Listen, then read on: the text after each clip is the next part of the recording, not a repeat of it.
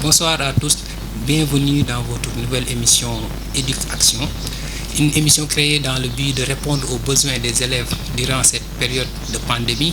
Vous n'êtes pas sans savoir justement que depuis le 14 mars, le président de la République a arrêté un décret, a sorti un décret dans le but de répondre aux besoins justement de cette pandémie.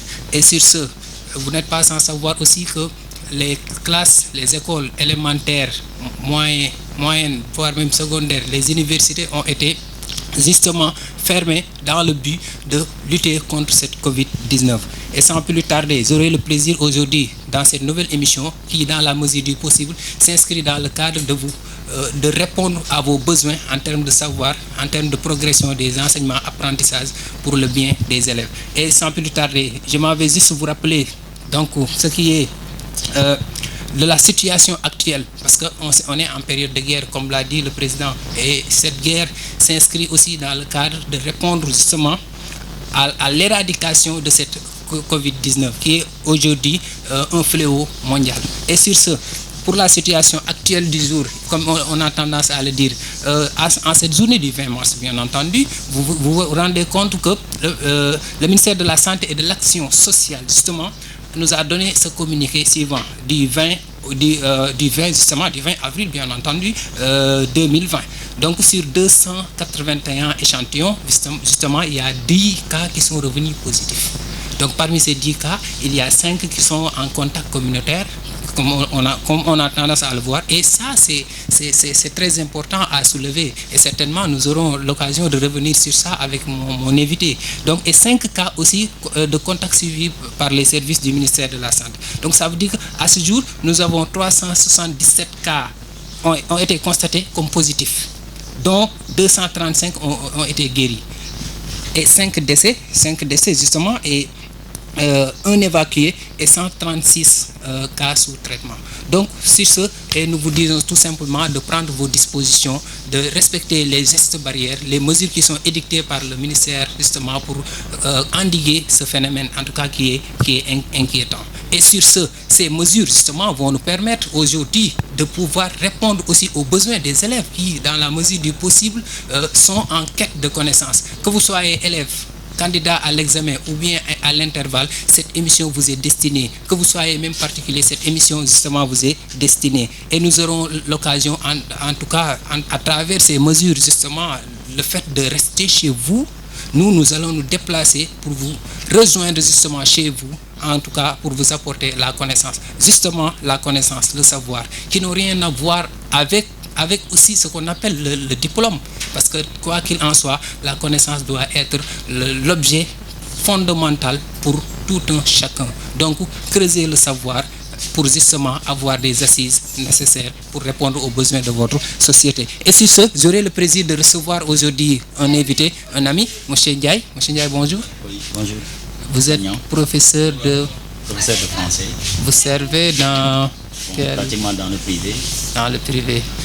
En tout cas, merci pour cette invitation. C'est vous qui baptisez même l'émission aujourd'hui. Oui, c'est une fierté. Merci. D'être à vos côtés. Merci. Bon, je pense qu'il y a tellement à dire pour ces moments que pour être exhaustif, même une journée ne suffirait pas. Encore moins le temps d'une émission. Absolument.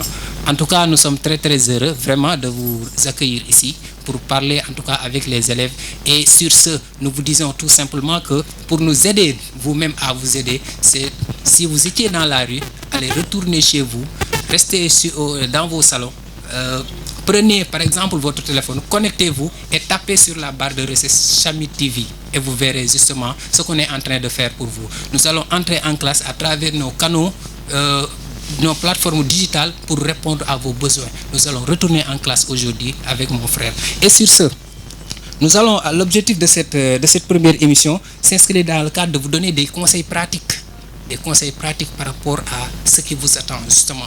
Qu'est-ce qui vous attend au-delà de l'examen même? C'est la connaissance de façon générale. Et cette connaissance-là, justement, comme on a tendance à le dire, la connaissance, comme d'ailleurs même un de mes collègues me disait que quoi qu'il en soit, parce qu'il fut un moment, on a traversé des situations très très difficiles dans l'école.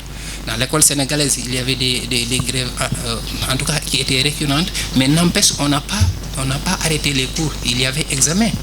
Donc, ça veut dire que la connaissance n'a rien à voir avec le diplôme.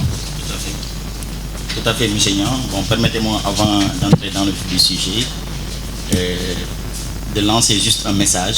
Ce message, c'est un message qui s'inscrit dans une perspective d'aide, parce que tout simplement aujourd'hui, comme nous le savons, l'heure est grave. Absolument. La situation est extrêmement difficile. Absolument. Et je pense qu'il y va de notre responsabilité et du responsabilité de tout le monde. Absolument. De respecter les mesures barrières. De respecter les mesures barrières. Vous l'avez dit dans vos propos. Je pense que ça, si nous le faisons, nous pouvons nous aider et aider l'humanité. Je pense qu'aujourd'hui, Madame Humanité est en train de s'ouvrir. Et sur ce, il nous faut encore plus de responsabilité.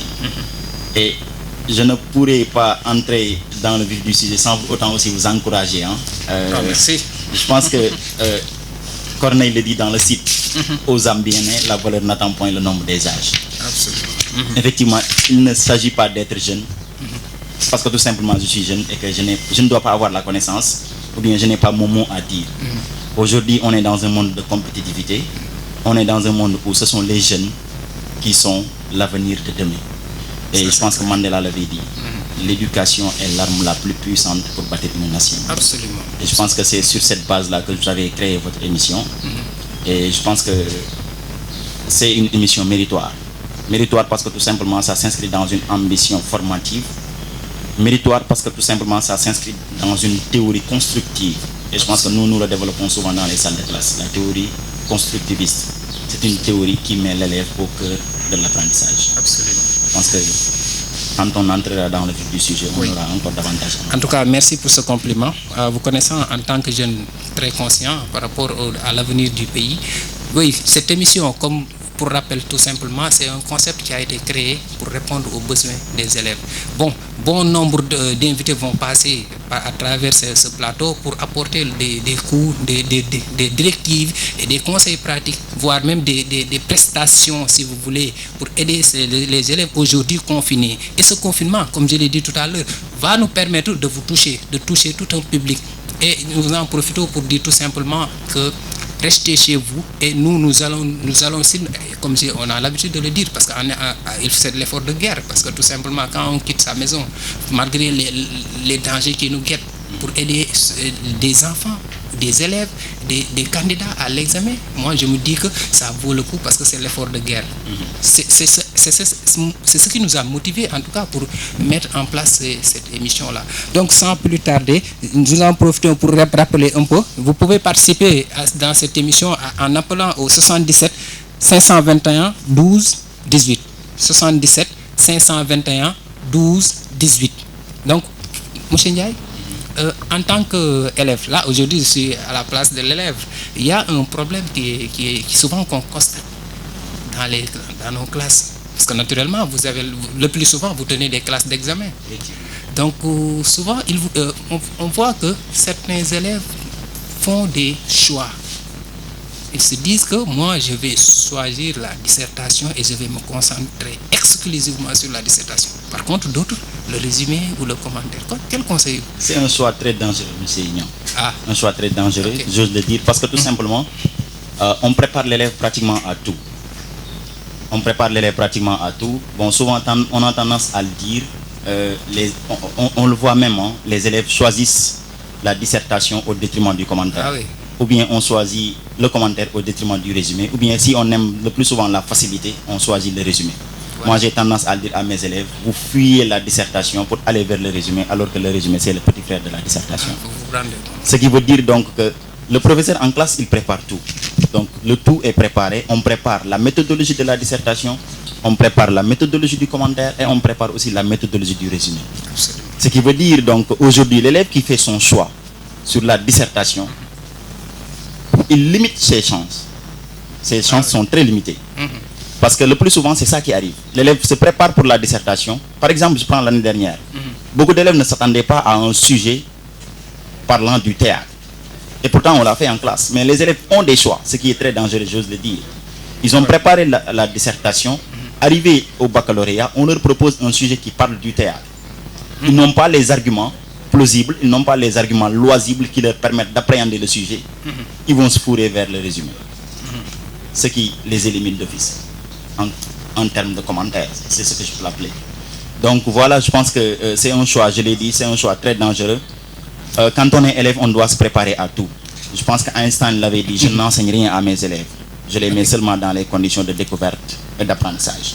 Oui, mais qu'est-ce qui explique, par exemple, parfois, le fait que ces élèves se mettent dans la tête que moi, l'essentiel c'est le bac. Souvent, on entend certains élèves qui disent que vous soyez en classe de terminale ou troisième, je ne sais pas, mais ils se disent que l'essentiel c'est le bac, ou bien l'essentiel c'est le BFM, whatever, quoi qu'ils puissent dire. Mais la finalité, moi, ce que je constate parfois, c'est le fait qu'ils disent que mon objectif, c'est de décrocher ce diplôme-là, ce papier sur lequel on imprime votre nom et le cachet du ministre ou de l'IF. C'est comme si il y a une limite. Il y a une limite de ce qu'ils veulent savoir, ou bien ce qu'ils devraient savoir, même de façon générale. Parce que moi, ce que je dis souvent, le savoir est différent justement du diplôme. Donc la quête du savoir doit être en tout cas quelque chose de perpétuel qui n'a rien à voir avec le diplôme. Peut-être que le diplôme c'est un tremplin par lequel on se hisse vers d'un point A à un point B. Donc qu'est-ce que vous pouvez dire aux élèves, ou bien quel conseil donnerez-vous à ces élèves-là qui pensent que voilà, la finalité c'est ce diplôme-là que j'ai besoin, alors que la connaissance est plus importante. Effectivement, c'est important certes d'avoir le baccalauréat. Mais pour avoir le baccalauréat, il faut un processus. Oui. Il faudrait, d'ailleurs même vous le voyez, la classe de la terminale qui sanctionne l'élève au baccalauréat. Donc c'est la classe de la consolidation des acquis. Ce qui veut dire que ce que l'élève a appris en seconde, en première et en terminale. En terminale même, on fait la consolidation de ce que l'élève a vu en seconde et en première. Par exemple, moi en français, les élèves font en seconde. On étudie les courants littéraires. Oui. Ensuite, en première aussi, on étudie quelques courants littéraires en seconde. En première, on étudie pratiquement la majeure partie des courants littéraires. Maintenant, en terminale, en tant que professeur, je fais la synthèse. Et la synthèse, je la fais sous forme de leçon, intitulée « Qu'est-ce que la littérature ?» Donc la leçon « Qu'est-ce que la littérature ?» pourra leur permettre de faire une certaine consolidation par rapport à tout ce qu'ils ont appris dans les classes précédentes. Ce qui veut dire que l'élève qui se fixe comme objectif ce qui est important, c'est le baccalauréat. Le savoir ou bien même la connaissance ne semble pas être assez importante. Je pense que c'est un élève qui ne sait pas ce que c'est réellement le baccalauréat. Oui, fondamental. Parce qu'après le baccalauréat, il faut beaucoup de choses. Je pense que c'est la porte. En fait, le diplôme est une porte d'ouverture. Mais la chose la plus fondamentale, c'est le savoir. C'est le savoir, absolument. Effectivement, surtout par rapport à cette période où on est même. L'élève responsable, c'est l'élève qui reste chez lui et qui se dit qu'il me faut impérativement de la connaissance. Et cette connaissance, je l'acquiers sur la base d'un certain nombre d'éléments considérables peut-être. Certainement, oui. On va revenir sur quelques points en guise de résumé ou bien en guise de viatique que nous donnerons aujourd'hui à nos chers élèves qui sont en train de nous regarder via le live Facebook. Et nous profitons de cette occasion pour remercier ceux qui nous suivent via Facebook, via aussi nos diverses plateformes plutôt, pardon, au niveau mondial si vous voulez. Donc nous vous en profitons pour vous remercier. Mais aussi, vous pouvez poser vos questions si vous avez des questions par rapport à ce domaine que nous évoquerons tout à l'heure. C'est-à-dire qu'on est en français et il y a divers points qui sont tellement importants, qui posent problème à beaucoup d'élèves sur le plan de la rédaction, sur le plan aussi de la maîtrise des courants littéraires, sur le plan de la maîtrise de la méthodologie, de la dissertation, du commentaire, bien du résumé. On va revenir sur ça. Maintenant, si vous avez aussi des questions, vous pouvez les poser. Nous aurons l'occasion d'y répondre, comme il l'a dit. Maintenant, M. Ndiaye, si on revenait un peu par rapport à la dissertation, par exemple, pour aller droit dans le sujet, qu'est-ce que l'élève doit retenir? Qu'est-ce que l'élève, par exemple, doit garder en tête pour rester sur ce fil de la méthodologie? Effectivement, je pense que la dissertation aussi fait partie des exercices qui sont proposés en classe de terminale. Maintenant, la question qu'il faut se poser, c'est qu'est-ce que c'est que la dissertation? C'est un exercice de réflexion autour d'un sujet qui est proposé où le candidat apportera des réponses qui vont être précises. Sur ce, moi j'ai l'habitude de le dire à mes élèves, par rapport à n'importe quel sujet de dissertation, la question qu'il faut se poser, c'est quel est l'objet d'étude? par rapport à n'importe quel sujet de dissertation. On se pose la question, quel est l'objet d'étude? Par exemple, je prends un exemple de sujet, on dit aux élèves, dans qu'est-ce que la littérature? Jean-Paul Sartre dit, il n'est pas vrai qu'on écrit pour soi, ce serait le pire échec. Absolument. Je donne un exemple de sujet. Je propose un plan. Je crois que ce sujet a été proposé en 2012. En 2012, effectivement. N'est-ce pas? Maintenant, actuellement, nous avons ce qu'on appelle la nouvelle formulation des sujets. Je leur propose un plan. Dans un développement structuré et ordonné, vous montrerez d'une part que le rôle de l'écrivain, c'est de s'engager à dénoncer les injustices sociales. Puis, dans un second temps, vous prouverez que la toile de fond de la littérature, c'est l'expression des sentiments. Donc, ça veut dire que maintenant, l'élève n'a plus le choix de développer ces argumentations. Ils sont guidés maintenant. Ils sont maintenant canalisés dans la consigne, parce qu'il s'agit d'une consigne. C'est l'approche par les compétences. Tout à fait. À l'heure actuelle. Tout à fait. Ce qui veut dire que les élèves sont guidés. Donc, l'élève articulera sa réflexion autour de cette consigne qui est proposée. Et je rappelle, par rapport à n'importe quel sujet qui est proposé, il y a deux parties. Il y a l'opinion et il y a la consigne. Et il faut faire la part des choses. L'opinion, c'est ce que j'ai proposé. Donc, qu'est-ce que la littérature? C'est un livre, c'est un essai. Jean-Paul Sartre dit, il n'est pas vrai qu'on écrit pour soi, ce serait le pire échec. C'est une pensée de l'auteur. Et l'auteur s'inscrit dans une dynamique humanitaire. Parce que tout simplement, il est animé par le désir de participer à l'amélioration des conditions de vie. Absolument. Ce qui veut dire que c'est cette conception-là que l'élève va développer. On est en train de parler de la littérature, donc le candidat sera libre. On se pose la question, quel est l'objet d'étude? L'objet d'étude, c'est quoi? L'objet d'étude, c'est la littérature. Absolument. Ce qui veut dire que pour faire une introduction, le candidat nécessairement passera par la littérature. Absolument. Il peut apporter une définition, je pense que les professeurs l'ont fait dans les salles de classe. Qu'est-ce que la littérature? Je pense que les élèves le savent.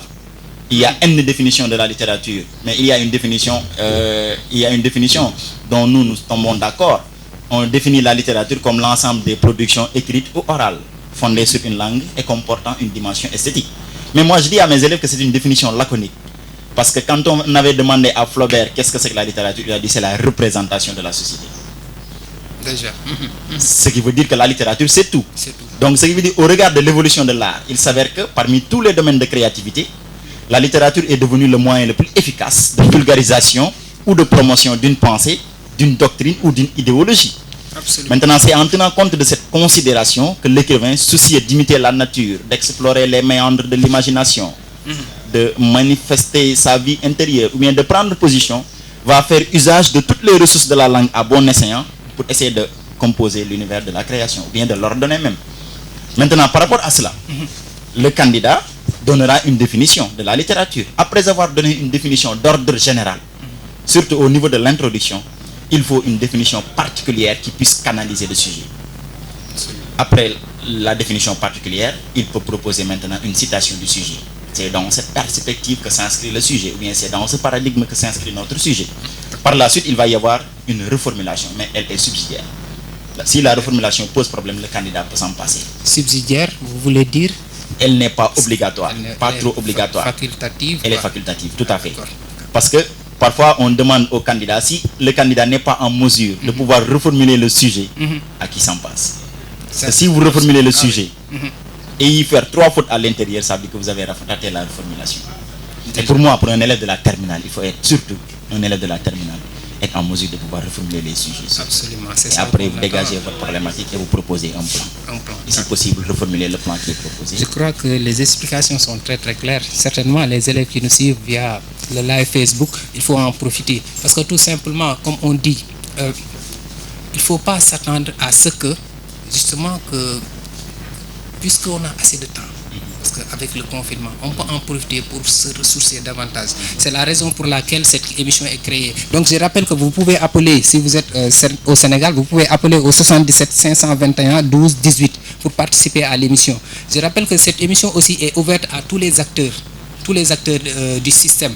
Que vous soyez instituteur, professeur ou bien enseignant à l'université, cette portail vous permettra en tout cas de vous rapprocher, en tout cas comme je le dis, aux élèves, aux apprenants, aux gens qui ont en tout cas en ce moment de quête du savoir. Donc c'est la raison pour laquelle nous avons mis en place cette émission. Donc je rappelle que vous pouvez appeler au 77 521 12 18 pour participer à l'émission. Ou bien si vous avez des questions aussi, c'est l'occasion de les poser. Mais monsieur Ndiaye, il y a une question aussi qui me semble, là, au niveau de la rédaction, c'est-à-dire au niveau de l'écriture.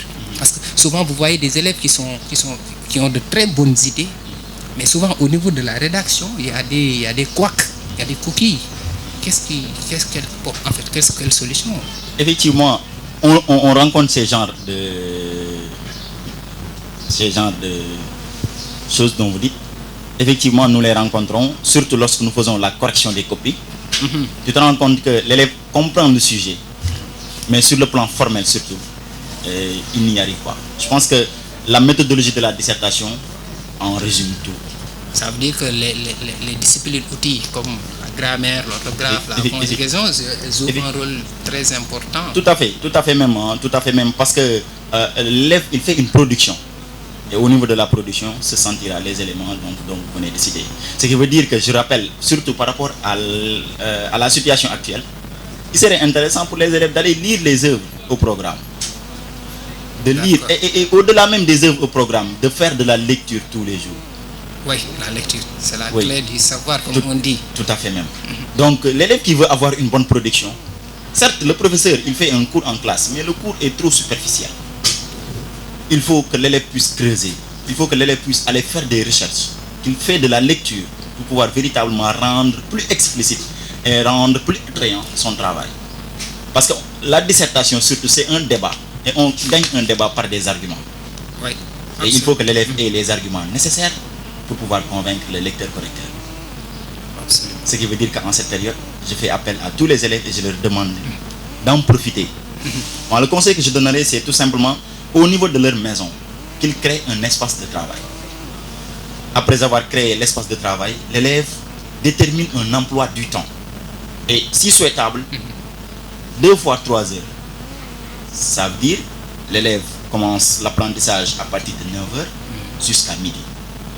Et il peut encore le refaire le soir. Absolument. De 16 heures jusqu'à 19 heures. C'est comme pour reprendre même pratiquement en partie le quantum horaire. Tout à fait. Ça, si vous le faites, surtout par rapport à cette période-là, je pense que vous pouvez vous en sortir. Un jour, je me rappelle, un de mes professeurs me disait que si l'élève, par exemple, fait cet effort d'aller chercher un mot dans le dictionnaire, il sera plus facile de maîtriser ce mot que si le professeur lui donne la définition même de ce mot. Bien sûr, mais nous, c'est ce que nous faisions à l'université. Ouais. Chaque jour, par hasard, on ouvre le dictionnaire. Par hasard, on ouvre une page et on retient un mot. Ouais. Chaque jour, c'est ce que nous faisions. On retient le mot. C'est ce qui fait qu'aujourd'hui, vous avez cette capacité, ou bien vous avez cette aisance. Absolument, surtout l'aisance de s'exprimer. De s'exprimer, tout à fait. Sans problème. Tout à fait. Et regardez aujourd'hui dans le cycle secondaire, surtout les élèves de la 3e. Actuellement, qu'est-ce que les élèves vous disent? Dictez, je ne me fatigue pas. De toute façon, je vais avoir 0. Ah oui. Parce que tout simplement, c'est des lacunes. Ils sont abonnés maintenant. Ah, tout à fait. Mais qu'est-ce qui explique cette paresse intellectuelle? La technologie? Oui, bien, peut-être la technologie. Mais moi, je me dis que les élèves ne sont plus motivés. Il y a l'absence de motivation. Oui. Oui, il faudrait encore davantage de là. Et surtout pour les élèves qui font la classe, bien les classes même d'examen, il faut être motivé. Il ne faudrait pas être passif. Surtout par rapport à cette période de pandémie, où les choses ont été chamboulées, où apprendre devient difficile. Absolument. Donc, je rappelle que nous sommes en direct sur Samy TV, à travers les réseaux sociaux et à travers toutes les autres plateformes digitales de cette entreprise. Donc, je rappelle aussi que nous avons invité aujourd'hui M. Assane Ndiaye, un professeur de français dans le privé. Donc, c'est pour dire tout simplement la finalité de cette émission, pour rappeler un peu à ceux qui nous suivent, on invite tout le monde, que vous soyez professeur de français, mathématiques, anglais, toutes les matières, partant du cycle élémentaire jusqu'au cycle secondaire, pour venir échanger avec les élèves, pour pouvoir les aider justement par rapport à cette période qui est un peu difficile. Comme on le dit, parce que tout simplement, la connaissance n'attend pas. En plus, même si le diplôme va qualifier la finalité de votre processus même si aussi, pour autant qu'il est important, mais pour autant le savoir est important. Je crois qu'on est revenu largement sur ce point. Comme vous l'avez dit au niveau de l'introduction, vous avez rappelé quelques grands points, plutôt quelques points très importants, c'est-à-dire que comment amorcer le sujet, comment formuler, problématiser et annoncer ce plan. Et ce plan qui, aujourd'hui, beaucoup d'élèves ont ce problème. Parce que aujourd'hui, comme vous l'avez dit dans votre propos, on les a mis une feuille on a balisé le terrain. Maintenant ils ne vont pas peut-être s'imaginer un plan qui n'est pas imposé par la consigne. Donc, je crois que c'est très clair au niveau de l'introduction. Si vous avez des questions aussi, vous pouvez les poser, ou bien des contributions, vous pouvez apporter vos contributions pour cette nouvelle émission. Mais en plus de ça aussi, je rappelle que vous pouvez appeler aussi au 77 521 12 18. Je reçois aujourd'hui M. Ndiaye. Mais M. Ndiaye, si on avance un peu par rapport au développement, parce que pratiquement aujourd'hui, peut-être ici, on se limite seulement à la dissertation. Peut-être certainement, on aura l'occasion d'entrer dans d'autres domaines, comme le commentaire, le résumé, etc. Mais si on attaque le développement, effectivement. Bon, au niveau du développement, je pense que l'élève accentuera sa réflexion autour du plan qui est proposé. J'ai parti d'un sujet que j'ai proposé tout à l'heure. Jean-Paul Sartre, dans Qu'est-ce que la littérature affirmait, il n'est pas vrai qu'on écrit pour soi, ce serait le pire échec.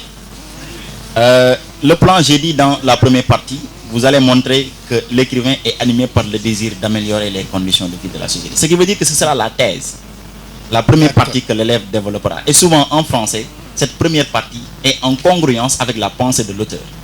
Absolument. Donc le candidat va maintenant faire l'étalage de ses connaissances. Il va faire appel à toutes les ressources dont il a pour mieux rendre plus explicite son argumentaire. La pensée de l'auteur, comme vous dites. Tout à fait. Maintenant, il peut faire appel à d'autres auteurs qui ont développé la même conception. Il peut faire appel à d'autres courants littéraires. Il peut même faire appel au mouvement littéraire dans lequel l'auteur s'inscrit. Surtout, par exemple, l'auteur que j'ai cité, Jean-Paul Sartre. C'est un écrivain du XXe siècle. Oui. Et en littérature, je pense qu'il est le seul à se poser la question, qu'est-ce que la littérature? Et il l'a développé sous une forme triptyque. Pourquoi écrit-on? Qu'est-ce qu'écrire? Et pour qui écrit-on? Écrire, c'est quoi? Pour lui, écrire, c'est parler au nom de la société.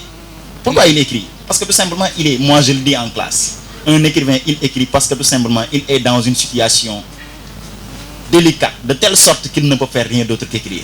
Donc, au niveau du développement, on peut dire que l'élève, d'après le sujet que vous avez tout à l'heure proposé, l'élève va s'inscrire sur la même pensée de l'auteur. Effectivement. En convoquant peut-être d'autres idées. Et c'est ça qui fait la culture générale de l'élève. Les ressources linguistiques, littéraires même, ce background qui va aider l'élève à pouvoir répondre à une thèse en tout cas cohérente. Effectivement, l'élève va faire appel à tous les auteurs qui s'inscrivent dans la même ornière que l'auteur. Tout à l'heure. Voilà. Absolument. Jean-Paul Sartre, comme vous le savez. Mais comment faire pour avoir convoquer ces auteurs que vous dites là?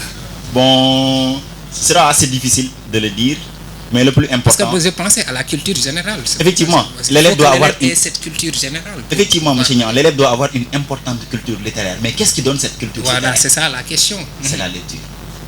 C'est les recherches. Donc je crois que, amis internautes qui nous suivent à travers le live et à travers nos plateformes, comme il l'a dit, c'est très clair. Il faut que l'élève ait cette culture générale. Et pour avoir cette ressource-là, la base, c'est la lecture. C'est ce que Georges Duhamel disait, tout ce que nous savons est dans les livres. Effectivement. Parce que les livres tiennent lieu, comme il a dit, désormais à l'humanité toute entière. Parce que tout ce que nous voulons savoir, même à l'heure actuelle, certainement, peut-être que c'est juste une entorse par rapport à ce programme que nous voulons développer. Par exemple, le cas d'Albert Camus. Albert Camus, il a écrit La Peste. Et ce que nous vivons actuellement, j'ai l'impression d'être dans ce même monde. Tout à fait. Dans La Peste, c'est cette situation même de pandémie que nous rencontrons dans La Peste d'Albert Camus. Dans La Peste, vous allez vous rendre compte que Albert Camus même le dit, hein, oui. Si la peste vous concerne, en ce moment, c'est qu'il est temps de réfléchir. Ah oui. C'est ce qu'il dit. Et c'était une pandémie, à la limite, comme ce qu'on a constaté à l'heure actuelle.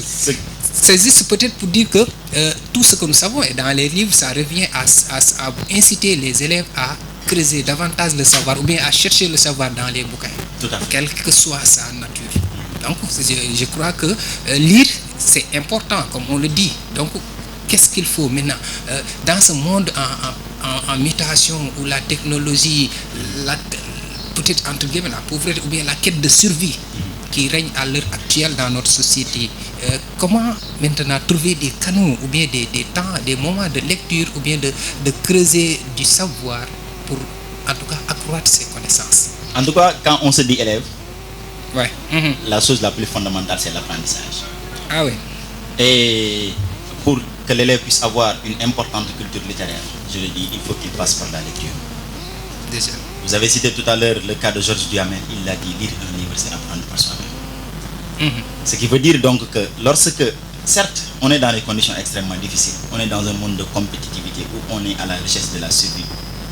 Mais il faudrait, quand on est élève, savoir réellement. Parce que moi, j'ai l'habitude de le dire à mes élèves en salle de classe. Moi, je le dis, vous ne courez pas, vous n'êtes pas là à la recherche donc de cette dépense quotidienne-là. Ce qu'on vous demande, c'est quoi? C'est d'apprendre.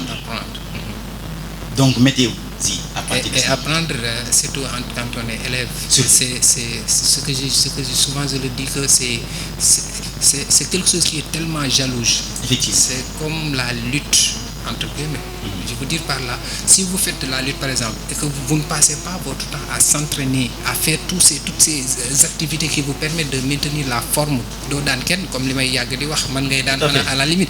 De la même manière, si vous êtes élève et que aussi vous n'apprenez pas, donc ça va impérativement impacter dans vos études. Donc comme on le dit, on vous conseille en tout cas de faire cet effort de lecture. Vous n'aurez peut-être même pas, je dirais même pas, parce que le professeur qui est dans la classe, ce qu'il vous donne, c'est tellement limité par rapport à ce que l'élève doit savoir. Trop bien. Effectivement, monsieur Niang, nous sommes dans un monde où ceux qui ont sont et ceux qui n'ont pas ne sont pas. Vous expliquez? Ceux qui donnent ordonnent et ceux à qui on ordonne se subordonnent. Ah oui. On est dans un monde où on a tendance à oublier ce qu'on a au détriment de ce qu'on n'a pas. On est dans un monde où l'argent a tendance à nous faire oublier ce que nous possédons au détriment de ce que nous ne possédons pas. Déjà. Et il n'y a qu'un passeport qui vaille, c'est le savoir. C'est le savoir qui pourrait permettre de lutter par rapport à ces choses dont je viens de citer. Nous en revenons toujours au savoir. Donc. Donc, et ce savoir, autant pour moi, pour l'avoir, il faudrait passer par la recherche, la quête perpétuelle. Et cette recherche peut passer par le livre. Gustave Flaubert l'avait dit, toute œuvre porte en elle-même son enseignement. Si le lecteur ne parvient pas à dégager la moralité qui se trouve dans le livre, c'est que le livre est faux ou que le lecteur est un imbécile. Ouais. Ce que veut dire donc que lorsque vous faites de la lecture, moi je le dis, lorsque vous faites de la lecture, fondamentalement, vous allez rencontrer un mot nouveau. Absolument. Ce qui veut dire que le livre ne sera, à ce que je sache, le livre ne sera jamais faux. Ça c'est clair. Peut-être le lecteur peut être imbécile, mais je ne pense pas. Absolument. Ça c'est clair. Parce que lorsqu'il fera la lecture, il rencontrera au moins quelque chose de nouveau. Et certainement, il va se plonger dans un monde où il va connaître d'autres personnages au-delà de son quotidien, ce qu'il a l'habitude de voir, etc., etc. Donc, comme on le dit. Donc, nous en profitons pour remercier ceux qui nous suivent sur live, à travers ce live Facebook. Il y a M. Idrissa Thiaw qui nous passe le bonsoir. Il y a aussi Elhadj Ndongo Thioye. Ça, c'est des amis poètes, écrivains qui sont des Sénégalais. Mamadou Socrate Diop, Moustapha El Prési, Idrissa Thiaw, il y a aussi Malik Ndiaye qui nous suit depuis la France. Donc merci à vous, Badou Diak, merci à vous. Nous vous remercions en tout cas pour ces encouragements. Il y a aussi mes amis, mon ami journaliste Ousmane Diouf qui nous suit aussi et Ahmed Diallo, un ami aussi que je salue de passage. Donc pour rappeler un peu par rapport à ce nouveau concept, Éduc-Action, sa finalité, c'est justement d'apporter un soutien de taille pendant ces périodes de confinement. Parce que les classes, les lieux de regroupement sont confinés. Donc on est obligé de trouver d'autres alternatives pour pouvoir répondre aux besoins de ces élèves-là. Et comme je le dis et j'ai l'habitude de le dire, les histoires d'années blanches sont révolues dans ce monde-là. Quoi qu'il en soit, il y aura toujours des alternatives. Donc pour dire tout simplement, il y aura toujours des alternatives pour pouvoir continuer la progression des enseignements apprentissages. Donc sans plus tarder, nous allons attaquer peut-être, on a développé la thèse, on a parlé de la thèse. Maintenant parce qu'en fait aussi, il y a un problème sur ce point. Les élèves maîtrisent comme de l'eau à boire cette thèse, antithèse, synthèse. C'est pas sûr. ils maîtrisent ça, mais est-ce que sur le plan de la pratique, vous ne constatez pas dans votre les élèves avec qui vous avez cheminé, parce qu'en vous connaissant, vous avez tenu des classes d'examen, que ce soit des classes de troisième ou bien des classes de terminale. Vous savez, souvent les élèves, quand vous dites plan critique, ils vous récitent ça comme pas possible. Est-ce que dans le fond, vous ne constatez pas certains qui, dans la mesure du possible, même s'ils comprennent ça, qu'ils peuvent réciter ça, et dans la pratique, est-ce qu'il n'y a pas de... Effectivement, toujours dans la pratique, il y aura défaut. Et moi, même, je le dis, aujourd'hui, on ne parle plus même de plan critique. On parle juste de consigne. Et comme je l'ai dit, c'est les nouvelles formulations. On les appelle baccalauréat UMOA. Donc, le candidat, maintenant, il est guidé. Donc, il doit suivre la logique de la consigne. À moins de proposer un autre plan, mais qui s'inscrit toujours dans la dynamique même de ce plan qui est proposé. Ce qui veut dire que moi, je ne pense même pas que le candidat parviendra même à proposer un autre plan. Peut-être, parce que le plan, c'est un acte.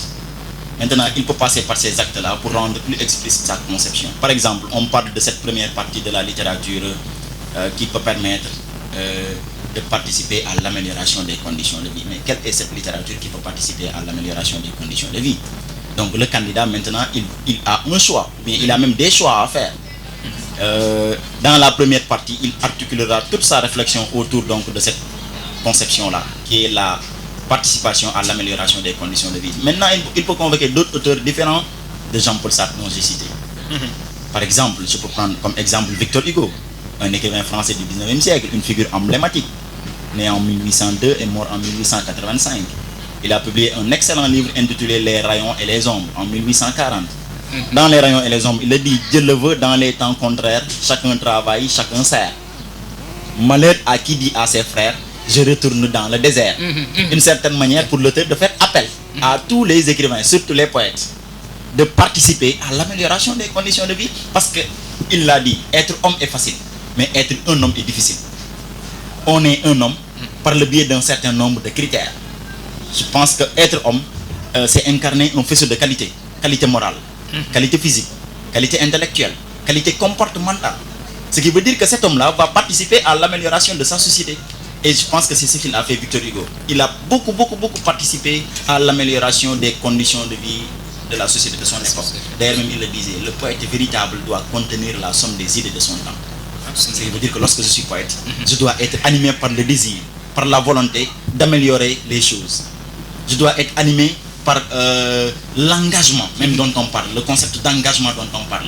Ce qui veut dire que le poète, l'écrivain de manière générale, il est dicté par une situation d'urgence qui laisse peu de temps au calcul. Donc fondamentalement, qu'est-ce qu'il fera?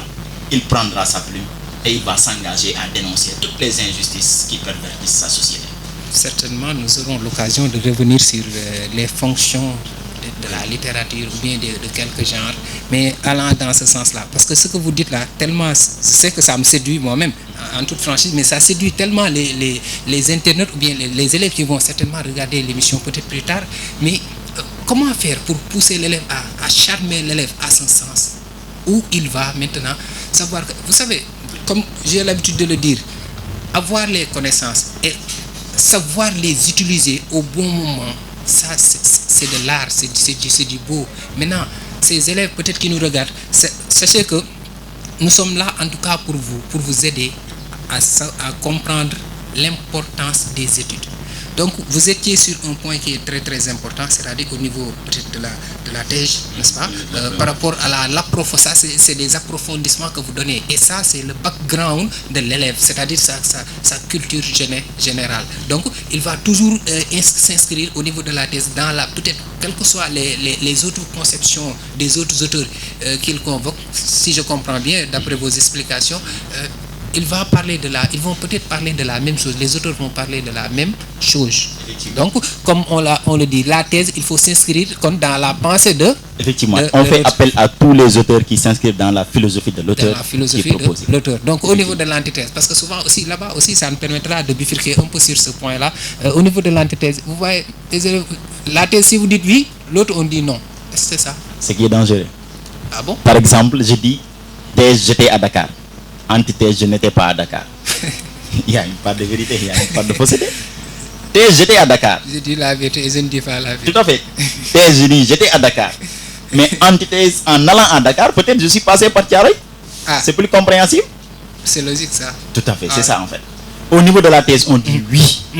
On est d'accord avec la pensée de l'auteur. Mais au niveau de l'antithèse, on dit mais.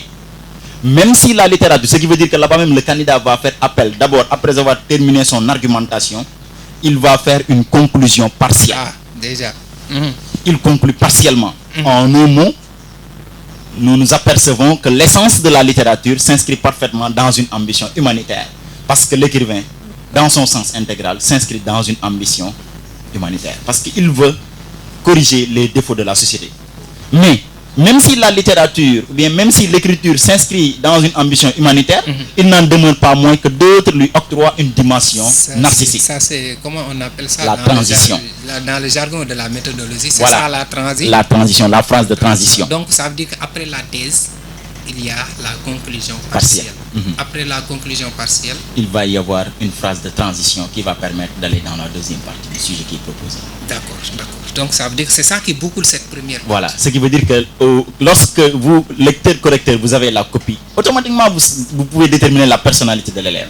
Parce que la copie reflète la personnalité de l'élève. Ah, comment? Et au niveau de, parce que tout simplement, au niveau de l'argumentation, il faut être court, il faut être direct, il faut être précis. Court, pourquoi? Parce que je ne dis pas court dans le sens dont nous l'entendons, mais quand je dis court, ça veut dire qu'il faudrait sujet, verbe, complet. Ah, déjà. C'est au niveau de je ne sais pas comment on peut l'appeler, la grammaire, la façon la syntaxe oui. Sur le plan lexical et tout cela. Donc, ça reflète la personnalité de l'élève. Et nous, lorsque nous rencontrons la copie, automatiquement, nous pouvons identifier l'élève. S'il y a des arguments de taille, si les arguments s'inscrivent dans une forme bien déterminée, mais le professeur, il donnera la note. Ce qui veut dire que le candidat doit suivre, ou bien l'élève même doit suivre cette considération-là. Il doit, après avoir introduit, et c'est très important aussi, parfois, il faut faire des remarques sur ça. Il faut les alinéas aussi. Il faut marquer les alinéas. Ça veut dire le fait de sauter quelques carreaux, de laisser des marches pour pouvoir véritablement montrer la forme de votre travail. Parce que la dissertation, c'est deux. Il faudrait que les deux soient en congruence. Les deux, c'est quoi? C'est la forme et le fond. Donc, il faudrait que la forme puisse être en congruence avec le fond. Donc, voilà véritablement des concepts que les élèves doivent maîtriser pour véritablement réussir ce qu'on appelle le développement. Et je ne sais pas, peut-être on aura la possibilité d'entrer dans la deuxième partie. Qu'est-ce qu'il faut d'abord? Oui, si le temps nous le permet, bien sûr. En tout cas, à vous entendre parler, c'est comme si... Parce que les explications sont tellement claires. Et c'est ça la finalité. On évite des personnalités et des auteurs, plutôt des auteurs, je vais dire, parce qu'en fait, vous êtes en tout cas un écrivain, quoi qu'on puisse dire. Des enseignants, des professeurs, des acteurs du système qui vont vous aider et vous accompagner pendant ces moments de confinement, pendant ces moments justement de repli forcé. Parce que tout simplement, comme on le dit, l'enseignement, c'est un sacerdoce. C'est un sacerdoce. Donc c'est la raison pour laquelle, quel que soit l'endroit où nous nous trouverons, nous allons essayer de dispenser le savoir avec les moyens du bord. Et ces moyens, nous trouvons que c'est des moyens très efficaces. Parce que vous restez chez vous, vous prenez votre thé, prenez votre carnet de notes et votre écritoire et vous aurez toutes les leçons sans pour autant se déplacer. Et ça, on ne peut pas extrapoler en disant que c'est du merveille, mais ce sont les réalités de la vie. Donc, parce que le savoir, il faut toujours aller à sa quête, quel que soit l'endroit où vous vous trouvez. Monsieur Ndiaye, en tout cas, ça a été un plaisir. Avant qu'on entame peut-être la deuxième partie, je profite de l'occasion pour dire que vous pouvez nous appeler, si vous nous suivez à travers le live, au 77 521 12 18. 77 521 12 18. En même temps, ceux qui nous suivent à travers le live Facebook, il y a M. Babacar Diop, un promotionnaire, et mon doyen Banadji, Adamo Diop, et aussi Alex Ferrol, Omar, mon frère, qui est depuis l'Espagne. En tout cas, nous sommes très heureux. Merci pour ces encouragements aussi. Et pour dire tout simplement, on est là, c'est ça. Ce sont ces encouragements qui nous poussent maintenant à aller plus loin. Donc, on a terminé la thèse. Maintenant, est-ce que si on attaquait peut-être l'antithèse, comme vous l'avez dit, ce serait une erreur de dire oui et de l'autre côté dire non. Donc, vous avez proposé à ce que, mais une nuance Effectivement, il faut nuancer. Il faut nuancer. Mais dès l'instant où l'élève nuance, pour entamer la deuxième partie, qu'on appelle antithèse, il va commencer par quoi? Effectivement, après la nuance, il faut, comme on l'a fait au niveau de la première partie, il faut aussi au niveau de la deuxième partie une phrase introductive. Mais même si la littérature s'inscrit dans une ambition humanitaire, il n'en demeure pas moins que d'autres pensent que la toile de fond de la littérature, bien de l'écriture, c'est le cœur. C'est le cœur, oui. Voilà. Pour essayer d'évoquer peut-être d'autres canaux, formes de pensée. Effectivement. Et après, il va jouer sur les connecteurs logiques, en effet. Et l'élève va commencer à développer. Et ici, au niveau de la deuxième partie, on aura la possibilité de convoquer d'autres auteurs. Parce que c'est la conception que l'auteur avait développée au niveau du sujet, au niveau de l'opinion. Il n'est pas vrai qu'on écrit pour soi. Donc, il n'est pas vrai qu'on écrit pour soi. Ce serait le pire échec. Donc, celui qui écrit pour soi, il a échoué. Parce que lorsqu'on est dicté par une situation d'urgence qui laisse peu de temps au calcul, fondamentalement, l'écrivain, il ne doit pas être là à se lamenter. Il doit parler des problèmes de la société. Maintenant, au niveau de la deuxième partie, le candidat va évoquer tous les auteurs qui vont développer ce concept d'expression des sentiments. Ça veut dire les auteurs qui ont exprimé leurs sentiments de cœur. Je pense qu'en littérature, moi j'ai l'habitude de le dire, on ne peut pas s'en passer de Victor Hugo. Ah oui, c'est comme on l'appelle le monument de la littérature française. Tout à fait. Il y a aussi les Africains aussi. Effectivement, nous avons le cas de Léopold Sédar Senghor aussi, parce que, quelle qu'en soit la situation, surtout, ils ont des faits similaires, Léopold Sédar Senghor et Victor Hugo. Hugo avait perdu sa fille Léopoldine, morte le 3 septembre 1843, noyée. Hugo, lorsqu'il a appris la mort de sa fille, voilà, il a même dit « Oh, je suis comme fou » dans un de ses poèmes. Donc, il était même comme fou, en fait. Maintenant, il prend comme prétexte l'écriture. Donc, dans les Contemplations, un livre de Victor Hugo publié en 1856, il le dit. Qu'est-ce que les Contemplations? Il dit c'est ce qu'on pourrait appeler les mémoires d'une âme. Oui. Voilà, très bien. Donc, ce qui veut dire que, il dit le livre devrait être lu comme on lirait le livre des morts. Ce qui veut dire qu'un mort, qu'est-ce qu'il nous laisse? Il nous laisse un héritage. Donc, dans les Contemplations, Victor Hugo étale donc sa vie intérieure. Il manifeste sa posture intérieure. Donc, il y a ce qu'on appelle le sentiment qui est en vogue. Donc, pourquoi? Parce que tout simplement, il est animé par une situation de tristesse. Cette situation de tristesse, c'est la mort de sa fille Léopoldine. C'est la même chose qui est arrivée à Léopold Sédar Senghor lorsqu'il a perdu Philippe Maguilène Senghor. Oui. Automatiquement, il s'est tourné vers l'écriture. D'ailleurs, il a dit la poésie sert à chanter et à conter les choses du cœur. Donc, ce qui veut dire que pour lui, faire de la poésie, c'est exprimer sa vie intérieure. Animé par la souffrance, il va blasphémer Dieu. Oh, Seigneur, balai mon blasphème. Ce n'est pas possible. Ceux qui sont mignotés de Dieu ne meurent pas si jeunes. Pour Léopold Sédar Senghor, son enfant ne devrait pas mourir. Alors, donc, si je comprends bien, au niveau il y a beaucoup de choses tellement qu'on peut parler par rapport, parce que si malheureusement le temps nous le permettra. Mais comme vous l'avez dit, au niveau de cette première partie-là, de la thèse, l'amorce de l'antithèse, après avoir fait la transition, qu'est-ce que l'élève, cette partie-là, c'est quoi? Comment il va démarrer par quoi? Au niveau de l'antithèse, je l'ai dit tout à l'heure, après avoir terminé la conclusion partielle, automatiquement, il va y avoir une phrase introductive. Je vous dis par là, la façon, l'amorce, comment l'élève doit amorcer cette antithèse, comment il doit démarrer ça, avec quoi? En fait, il démarre avec juste des phrases. Des phrases, oui. Qui s'inscrivent dans la deuxième partie du sujet. Ça veut dire des phrases qui vont être en corrélation avec la deuxième partie qui est proposée. Ça veut dire que là-bas, je vais me départir de tout ce qu'il y a comme expression des réalités sociales. Ah oui. Et maintenant, j'en viens aux réalités qui sont intérieures. Ça veut dire la vie intérieure de l'auteur, la posture intérieure. Et automatiquement, je vais parler du caractère narcissique de l'auteur. Parce que parfois, les écrivains, ils sont dans des situations quelconques qu'ils ne peuvent faire rien d'autre qu'écrire. Ah oui. C'est le cas de Lamartine, vous vous rappelez. Lorsqu'il avait dit, et je dis, nulle part le bonheur ne m'attend. Oui. À moi, je dis, c'est impossible. Mais si on s'en tient à ce qui lui est arrivé, automatiquement, on peut comprendre. Il était amoureux de Julie Sarr, le plus connu sous le nom de Elvire. Frappé par la mort, automatiquement, Alphonse de Lamartine se noie dans la douleur. Donc, automatiquement, qu'est-ce qu'il fait? Il trouve une échappatoire. Cette échappatoire, il ne peut l'avoir d'autre part que dans la poésie. Donc, automatiquement, d'ailleurs, vous vous rappelez, il y a une certaine exclamation quand il dit « Autant suspend ton vol, et vous, heure propice, suspendez votre cours. Laissez-nous savourer les rapides délices de notre existence. L'homme n'a point de port, le temps n'a point de rive, il coule et nous passons. » C'est une simple manière pour faire une appellation à la volonté divine. parce qu'il se sent un peu impuissant. Il a été hanté par la mort. Ah oui. Et on s'attend à ce que le candidat puisse apporter ces faits-là. Exactement. Puisse rendre plus explicite son argumentaire. Nous donner les détails de ce qui se passe réellement. Parce que c'est ça qui va faire la différenciation. Parce qu'il y a ce qu'on appelle le facteur clé de succès. C'est ce qui peut faire la différenciation entre un élève A et un élève B. Oui.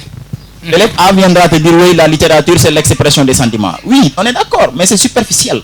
Mais l'élève qui te dira que c'est l'expression des sentiments à titre d'interprétation.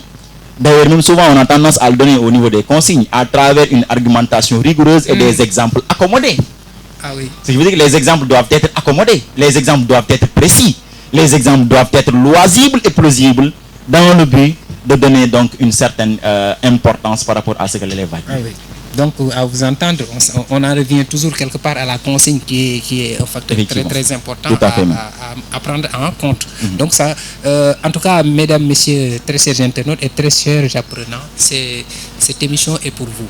Et vous en profiterez peut-être certainement pour les prochaines émissions. Si vous avez des questions, vous les poserez à nos invités qui vont essayer de répondre à vos besoins justement pour vous aider à affronter justement ce caïcédra. Souvent je le dis parce que le bac c'est un caïcédra. C'est un mot que j'aime bien. C'est pas quelque chose de petit. Effectivement. Il faut avoir d'arguments seuls pour pouvoir abattre cet arbre-là. Effectivement, c'est un mot que j'ai retrouvé dans le livre Cahier d'un retour au pays natal. Aimé Césaire lorsqu'il criait EIA pour Caïcédra, EIA pour ceux qui n'ont jamais rien inventé. C'était en fait pour faire l'apologie du monde noir. Déjà. Oui. Et je pense que là, on pouvait l'évoquer au niveau de la première partie, au niveau de l'engagement de l'auteur à participer à l'amélioration des conditions de vie, parce qu'on a toujours considéré le noir comme quelqu'un qui n'est pas capable de réfléchir, quelqu'un qui ne peut pas participer au progrès du monde. Et M. Césaire, pour lever l'équivoque, va essayer de parler de cela dans son livre. Il dit, certes, nous n'avons rien inventé, certes, nous n'avons rien exploré, mais nous sommes ceux sans qui la Terre ne serait pas la Terre. Et d'ailleurs, ça s'est justifié avec l'Afrique comme berceau de l'humanité. L'humanité, absolument, berceau de l'humanité. C'est un cours vraiment magistral que vous nous faites aujourd'hui. En tout cas, on s'est régalé avec, machallah, vos connaissances. Maintenant, on a terminé avec la thèse, l'antithèse. Il y a aussi la synthèse. Aussi, elle fait partie du développement. Effectivement, parfois même c'est proposé. On peut même demander aux élèves, montrer que ces deux concepts peuvent se concilier. Bien, peuvent être conjugués parfaitement. C'est une reformulation qui signifie synthèse. Voilà, très bien. Parfois, c'est possible qu'on leur propose cela. Et parfois, en dissertation aussi, si le sujet est apte, si on ne le propose pas et que vous estimez que le sujet est apte à faire sortir une troisième partie, une synthèse, vous en parlez. Mais si vous ne le pouvez pas, non. Donc, ça revient, c'est l'embarras du choix. Le choix revient à l'élève. Oui, mais parfois, au niveau de la consigne qui est proposée, on peut proposer une synthèse. Le plus souvent, actuellement, c'est ce qui se fait. Montrer que ces deux concepts-là peuvent se conjuguer. Par exemple, on leur dit que ces deux concepts peuvent se conjuguer parce que lorsque vous prenez une œuvre littéraire, il est possible de voir qu'au niveau de l'œuvre, l'auteur parle de l'engagement tout en parlant de ses sentiments personnels. Par exemple, c'est le cas de Victor Hugo dans Les Contemplations. Les Contemplations, absolument. Vous voyez dans Les Contemplations, Hugo, il y a des parties où il parle de l'engagement. Par exemple, on a le poème intitulé Mélancolia. Donc il parle du travail des enfants. Ensuite, Demain de l'aube, c'est un poème qui parle de la mort de sa fille. Donc, parce que tout simplement, il était dans une situation exquise. Donc, animé par la souffrance, Hugo a souvent tendance à parler de sa vie intérieure. Mais néanmoins, dans la même œuvre, on voit qu'il y a aussi une expression des réalités qui sont sociales. Ce qui veut dire que le candidat va faire appel à ce concept-là. Dans une même œuvre, à titre d'interprétation, dire que l'auteur peut parler de tout. En fait. Absolument. Donc ça veut dire que les élèves, bon, ils ne peuvent plus s'en passer de la synthèse. Et comment on le fait? On l'a fait plutôt. Effectivement. Au niveau de la synthèse, en fait, ça revient toujours au niveau de la forme de la dissertation, surtout. Au niveau de la première partie, j'ai développé ma première partie, j'ai développé ma deuxième partie. Attention, monsieur Niang, il faut que les parties soient équilibrées. La première partie. Donc je ne peux pas parler là-bas, par exemple, de deux arguments et venir ici faire un seul argument. C'est très dangereux de le faire. Ah bon? Les arguments doivent être équilibrés. Les devoirs ne... Ce qui veut dire donc que l'élève maîtrise plus la première partie que la deuxième partie. Il faudrait, au niveau et le plus souvent, on préfère à ce que l'élève puisse avoir au moins 3 argumentations. Pour la première partie. 3 dans la deuxième partie. Au niveau de la synthèse aussi, convoquer 3 argumentations. C'est possible. Donc au niveau mais à l'heure actuelle, est-ce que avec la situation, la baisse graduelle du niveau des élèves, le livre est en train de perdre ses amis? Est-ce que bon, souvent dans votre cas, est-ce que vous constatez qu'il y a des élèves qui font, par exemple, chaque partie 3 arguments? 3 arguments, c'est possible. Mais tu te rendras compte que c'est des élèves modèles. Comme le disait Umberto Eco, un lecteur modèle. Là, c'est un élève modèle, tu te diras cela. Il y a des élèves qui ont la capacité, parce que c'est des élèves qui travaillent en fait. Ça veut dire la curiosité. Ils sont soif de savoir en les voyant. Et d'ailleurs même souvent la manière dont nous formulons nos cours, on formule le cours à travers cette conception-là. Souvent on a tendance à proposer une forme aussi, parce que le professeur, son cours aussi s'inscrit dans cette dynamique-là. Lorsque je fais le cours sur le concept d'expression des réalités sociales, je la fais, l'argumentation, je la fais à travers une forme bien déterminée. Donc on est appelé, le candidat aussi est appelé à s'inscrire aussi dans la même dynamique. Il est aussi appelé à s'inscrire dans la même dynamique. Donc il doit respecter le fond, mais aussi il doit respecter la forme. La première partie, j'ai fait 15 lignes. Dans la deuxième partie, au moins je dois faire 14 voire 15 lignes aussi. Donc il ne doit pas y avoir de déséquilibre. Et au niveau de la synthèse aussi, ce qui semble être assez difficile ces temps-ci, parce que nous les voyons dans les copies, les élèves ne sont pas en mesure de travailler la synthèse. Et souvent, la synthèse, c'est l'élève qui a la culture littéraire qui s'en sort. Comment est-ce que je vais faire pour faire appel à cet auteur-là qui a développé une œuvre littéraire qui parle et de l'engagement et de l'expression des sentiments personnels en même temps?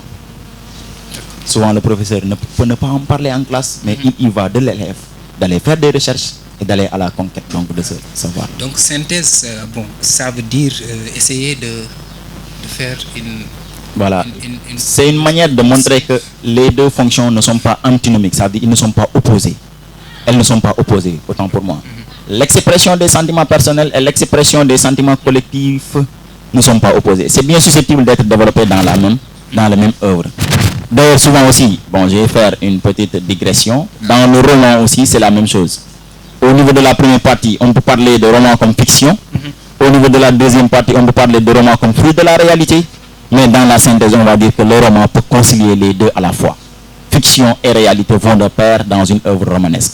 Parce que on ne peut pas s'en passer de la fiction quand on veut faire un roman. Mais aussi, parfois, pour faire un roman, on a tendance à s'inscrire dans la réalité. Parce qu'un écrivain, il ne peut pas écrire ex nihilo, au-delà de la réalité dans laquelle il évolue. Absolument. Donc voilà, c'est ça. En tout cas, les réponses sont très, très claires. Merci. Bon, on va peut-être attaquer la... Bon, en fait, s'il termine peut-être l'antithèse, l'élève termine l'antithèse par aussi une conclusion partielle. Effectivement, comme il l'a fait au niveau de la première partie. Il termine l'antithèse par une conclusion partielle. Ça veut dire que donc dans une dissertation, il y a 3 conclusions. Effectivement. Et ces 3 conclusions, bon, les conclusions dépendent des parties qui sont proposées. Hein. Donc si on leur propose une consigne au niveau... Bon, si l'élève opte à faire la synthèse, on aura 3 conclusions partielles. On les appelle des conclusions partielles. Et d'ailleurs, même ce sont ces 3 conclusions partielles-là qui vont constituer la conclusion générale. Voilà, donc à chaque fois que je termine un point, à chaque fois que je termine une partie, je fais la conclusion partielle. Et après avoir terminé la conclusion partielle, je vais faire une phrase de transition. Si je suis au niveau de la dernière partie, je fais une conclusion partielle pour maintenant arriver au niveau de la conclusion d'ordre général. Et la conclusion d'ordre général, c'est une affaire de bilan. Oui. Voilà, je fais le bilan des parties. Ça nous permettra de bifurquer sur la 3e partie. Voilà, sur la 3e partie. C'est quoi? Peut-être que on l'appelle la conclusion générale. Oui, on l'appelle la conclusion générale. Et je rappelle que c'est pas un fourre-tout, hein. Oui, c'est pas un fourre-tout. Les élèves ont tendance souvent à donner... Voilà, très bien, c'est pas ça. La conclusion s'inscrit dans 3 parties. D'abord, il y a la conclusion d'ordre général. Il y a 3 parties. Le bilan, ensuite il y a l'opinion et il y a l'ouverture. Donc il y a 3 parties que le candidat doit développer. Le bilan, l'opinion et l'ouverture ou bien la perspective. Au niveau du bilan, je fais un ramassage des conclusions partielles que j'ai développées au niveau de mon développement. Donc je fais un ramassage et j'en fais un bilan. D'ailleurs, même souvent, on peut, à titre d'interprétation, passer par les connecteurs logiques d'abord, ensuite et enfin. Ou bien d'abord par ailleurs, de plus. Donc, pour varier. Et je rappelle aussi, ça semble être assez important au niveau de la rédaction. Il faut varier. Il est très important. Souvent, c'est comme si on a l'impression les élèves, c'est d'abord, ensuite, enfin, qu'ils savent. C'est uniquement cela. Alors que, ça devient mémotechnique. Voilà. Ils maîtrisent ça facilement, mais l'importance de ces connecteurs, peut-être qu'on aura l'occasion d'en parler par rapport à ce que vous venez de dire. Mais donc, ça veut dire qu'après le bilan, qu'on appelle, il y a la synthèse. Après ça, on fait la synthèse. Bien... Oui, après le bilan, on donne une opinion. L'élève donne son opinion par rapport au sujet. Voilà, il va donner son opinion, son point de vue par rapport au sujet qui est proposé. Et après avoir terminé, et au niveau de l'opinion, il ne faut pas, je pense que, etc. Non. Voilà. Donc il y a des tournures, il y a des formules qui pourraient permettre de pouvoir, par exemple, à notre humble avis. Voilà, à mon avis. Humilité intellectuelle. Voilà, très bien, c'est ça. Et ensuite terminer par une conclusion, par une ouverture. Hein. Et l'ouverture, c'est une dissertation, c'est un sujet. L'ouverture ne doit pas être quelque chose qui a été élaboré au niveau de la première partie. L'ouverture, c'est quelque chose qui a un rapport avec le concept qui est développé, mais qui n'a pas été évoqué. Par exemple, ici, vous avez vu que nous avons parlé au niveau de la première partie de littérature comme expression des réalités sociales. Deuxième partie, nous avons parlé de littérature comme expression des sentiments du cœur. Cette littérature personnelle. Oui. Ensuite, la synthèse, ça veut dire la conjugaison entre ces deux fonctions au sein d'une même œuvre. Maintenant, au niveau de l'ouverture, il y a des concepts que l'élève peut faire évoquer. Par exemple, on n'a pas parlé de littérature de l'imagination. Bien, par exemple, on n'a pas parlé de littérature de l'esthétique. C'est-à-dire sous forme d'interrogation. Donc, c'est comme si l'élève va prendre le thème ou bien le thème et en parler peut-être quelque chose qui n'est pas en rapport avec ce qu'il a développé. Avec ce qu'il a été développé, voilà, c'est ça. Je crois que ça, ce sera beaucoup plus clair par rapport à ceux qui nous suivent. Donc voilà, aujourd'hui, nous avons épluché, en tout cas, parce qu'il nous reste presque 5 minutes pour terminer l'émission. Pour faire peut-être votre dernier mot avant que se fasse une ramassie. Mes derniers mots, ce sera pratiquement à l'université, nous avons tendance à entendre un de nos professeurs nous dire entre ce que j'ai à dire, ce que je dois dire, ce que j'ai voulu dire et ce que je vais dire, il y aura toujours une place pour dire quelque chose. Absolument. Et j'espère que ces dires vont susciter en vous d'autres dires qui seront évidemment littéraires. J'espère qu'aujourd'hui, ce dont nous avons évoqué va servir à la communauté estudiantine. Ça va aider l'ensemble des élèves et aussi ça va aider tout un chacun. Donc je pense que c'est cela. Et en profiter pour peut-être prier, surtout par rapport à ce contexte dont nous sommes. Je pense que ça me renvoie à la peste dont vous avez cité tout à l'heure. Parce que pour Albert Camus, c'était donc quelque chose qui était d'ordre divin. Donc c'était une malédiction divine. Donc peut-être à titre d'interprétation, on peut penser à cela. Et essayer d'être encore davantage plus responsable dans nos actes. Essayer d'être plus sincère, d'être plus solidaire. Hein. Parce que je pense que c'est des concepts qu'on peut même retrouver en littérature, la solidarité et agir en civisme. Jean-Paul Sartre l'avait développé et il y a cet excellent auteur que je connais aussi du nom de Antoine de Saint-Exupéry, né en 1900 et mort en 1944. Il avait dit être homme, c'est être proprement responsable. C'est en apportant sa pierre à l'édifice que l'on contribue à bâtir une nation. Donc le Sénégal nous appartient. Le Sénégal, c'est notre Sénégal. Travaillons ensemble, faisons une jonction. Ayons la foi et je pense qu'on pourra vaincre cette pandémie. Inch'Allah, on va vaincre cette pandémie même. En tout cas, M. Ndiaye, merci. C'est moi aujourd'hui, vous nous avez emporté vraiment dans un monde qui, en tout cas, nous apparaît d'une importance capitale. En tout cas, merci beaucoup. C'est moi qui vous remercie. Donc, mesdames, messieurs, très chers internautes et très chers apprenants, ce cours que nous avons proposé va vous servir certainement de maillon et de guide pour pouvoir répondre à vos besoins. Nous sommes en tout cas très heureux. C'était votre émission Éduc-Action, parce que quand on parle d'éducation, parce qu'il y a une fragmentation du mot entre l'éducation et la réaction, parce que nous avons agi en fonction justement de ce que nous sommes en train de confronter. Nous sommes en train de confronter à une situation très difficile qui est liée à la pandémie, puisque les écoles sont fermées, les universités, etc., etc. Donc nous sommes obligés de trouver d'autres canaux pour pouvoir vous apporter de la connaissance. Et cette connaissance, effectivement, on en a beaucoup parlé avec M. Ndiaye qui nous a vraiment fait une très belle leçon sur la dissertation. Nous aurons l'occasion de revenir sur d'autres points comme peut-être les mathématiques, l'histoire, géographie, etc. pour pouvoir vous aider en tout cas à avoir les bagages qu'il faut pour faire votre examen comme il se doit. Donc c'était votre émission Éduc-Action animé par Ismaël Niang sur Sami TV. Vous pouvez réagir à travers les réseaux sociaux. Si vous avez des contributions aussi à faire, nous sommes ouverts à ces contributions-là. Cette émission aussi, comme je le dis, est destinée à tous les acteurs du système, que vous soyez instituteur, inspecteur, quel que soit votre rang, votre poste. Cette émission est pour vous. C'est l'occasion pour qu'on en parle, pour justement aider les élèves à avoir le niveau requis. Donc, M. Ndiaye, nous vous disons vraiment merci beaucoup, parce que c'est vous qui avez baptisé l'émission. C'est donc c'est vous qui l'avez baptisé. En tout cas, merci beaucoup. Et nous vous donnons rendez-vous dans quelques jours, justement pour un nouveau numéro et avec d'autres invités. Merci beaucoup.